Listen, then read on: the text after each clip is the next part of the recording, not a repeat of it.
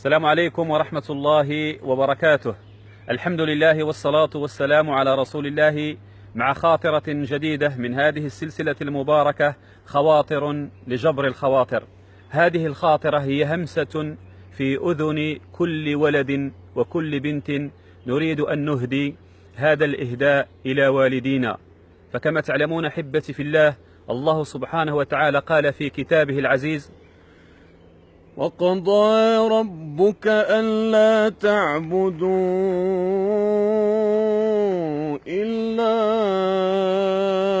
إياه وبالوالدين إحسانا إما يبلغن عندك الكبر أحدهما أو كلاهما فلا تقل لهما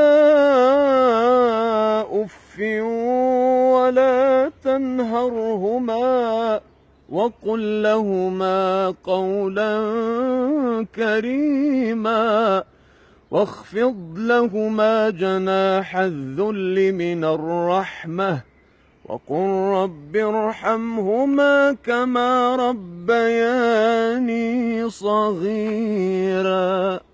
وقل رب ارحمهما كما ربياني صغيرا. اللهم ارحم والدينا أحياء وأمواتا، اللهم ارحم والدينا أحياء وأمواتا، اللهم جازيهم عنا خير جزاء. أسأل الله عز وجل لكل من كان أبويه لا زالوا أحياء أن يبارك في عمرهما وأن يرزق برهما والإحسان إليهما.